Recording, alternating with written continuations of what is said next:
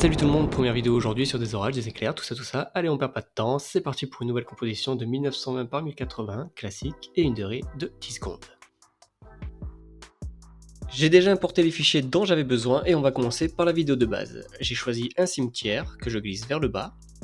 La vidéo est plus grande que les réglages de la composition, donc je la réduis. Pensez bien à appuyer sur Shift pour que la vidéo soit uniforme. Voilà. Ensuite, je veux que la vidéo soit plus sombre, comme si la nuit était en train de tomber. Pour ça, je ne vais pas utiliser de calque ni d'effet, mais simplement une photo que j'ai prise avec mon téléphone. Une photo de nuage que je glisse vers le bas. Pensez bien à mettre la photo au-dessus de la vidéo. On s'aperçoit qu'elle est plus grande que les réglages de la composition, mais ce n'est pas très grave, car je veux qu'il y ait un maximum de nuages sur le rendu final. Je cherche un endroit où il y a beaucoup de nuages. Attention à ne pas faire dépasser la photo, sinon vous allez être déçu, et le rendu ne sera pas top. Voilà, ne faites pas ça. Ne faites surtout pas ça.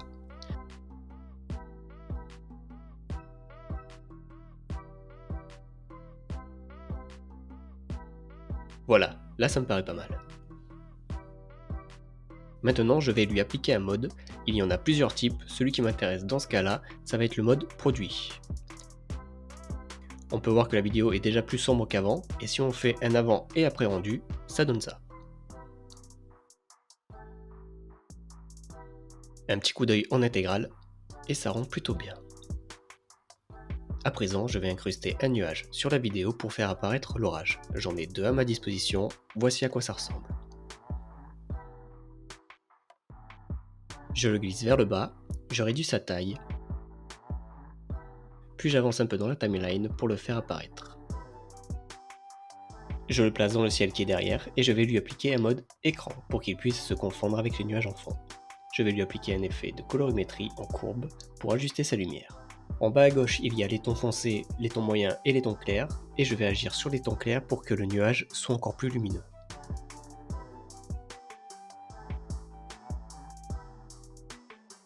Maintenant, ce qu'on cherche pour le rendu final, c'est que la vidéo soit totalement plongée dans le noir et que ce soit les orages qui révèlent le cimetière grâce à leur lumière. Pour ça, je vais créer un calque de lumière. Alors on fait clic droit, nouveau, lumière, ou bien vous allez tout en haut avec calque, nouveau, lumière.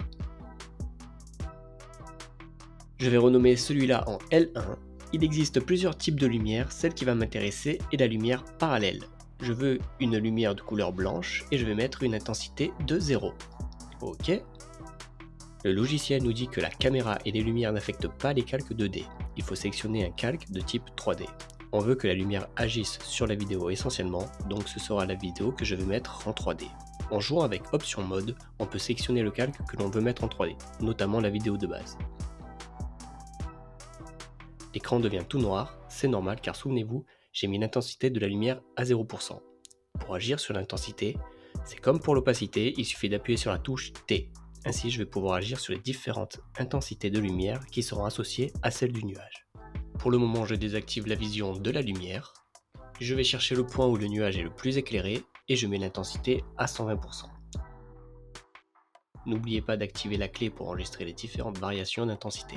À présent, je cherche le point où le nuage commence à apparaître et je mets l'image précédant ce point à 0%. Ensuite, j'avance image par image tout en modifiant l'intensité selon le nuage. Forcément, j'augmente de plus en plus l'intensité jusqu'au point le plus éclairé que l'on a déjà enregistré.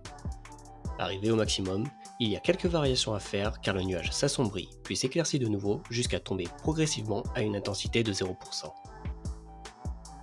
Le calque de lumière étant maintenant calibré avec le nuage, on peut le réduire en allant au bout de la timeline en cliquant dessus. Je vais faire la même opération pour le nuage et le calque de lumière suivant, que je vais accélérer car vous connaissez maintenant le principe.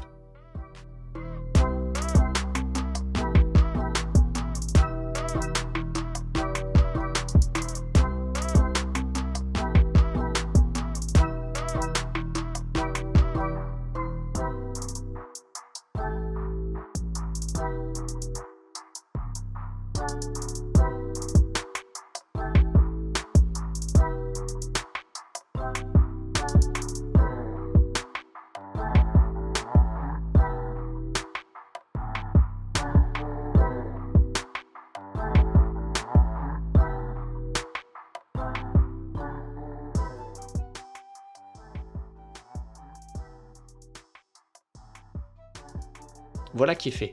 À présent, je vais agir sur la lumière elle-même. En cliquant sur le calque de lumière, on retrouve les 3 dimensions, X, Y et Z. On déplace sur les côtés avec l'axe X, on monte et on descend avec l'axe Y, le Z permet de jouer sur la profondeur. On s'accorde ensuite avec le bouton pour qu'il y ait plus ou moins de lumière sur la vidéo. Plus vous tirez loin le bouton, plus il y aura des zones sombres, et au contraire, plus vous êtes près du centre, plus la vidéo sera éclairée. Une fois que vous êtes satisfait du rendu, il n'y a plus qu'à répéter l'opération.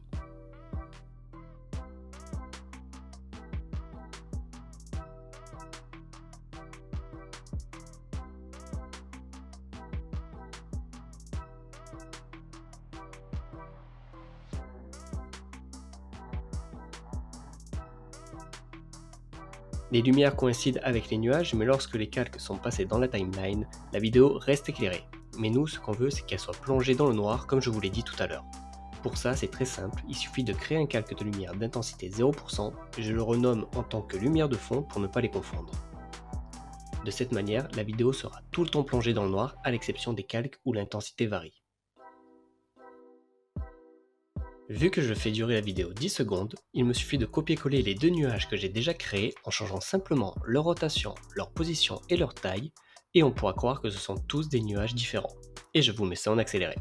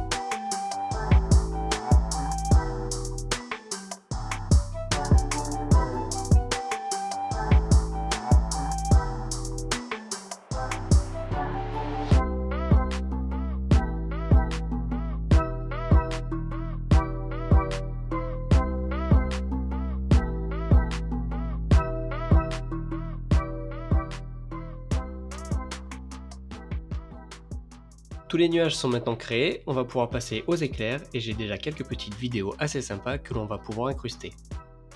On la glisse vers le bas, on la fait avancer un peu dans la timeline pour trouver le moment où l'éclair va apparaître, on ajuste la taille, on revient sur la timeline pour cette fois-ci bien le faire apparaître, puis on va prendre le point où le nuage est le plus éclairé, voire même une image en arrière, en adaptant l'éclair à la vidéo.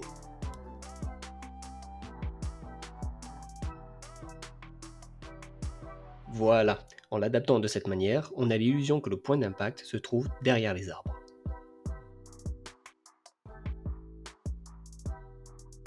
On ajoute ensuite une photo que l'on glisse vers le bas qui représente un halo de lumière que l'on adapte avec l'éclair dans la timeline en réduisant le calque à gauche et à droite.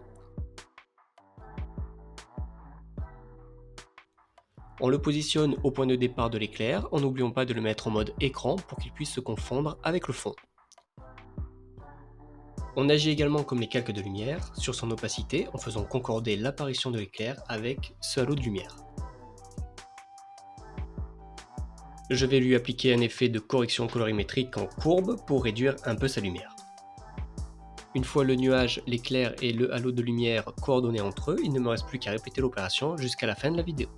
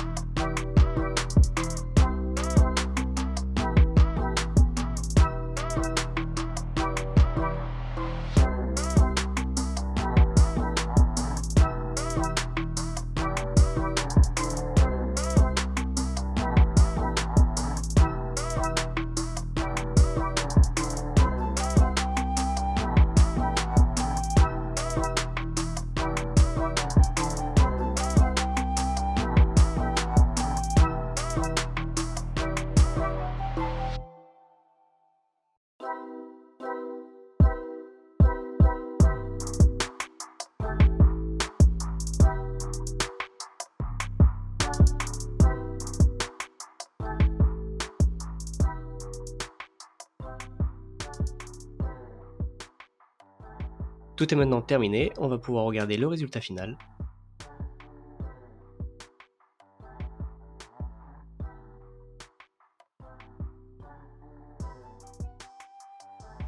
Et maintenant c'est à vous de rajouter du son que vous pouvez trouver sur internet pour que le tout prenne forme.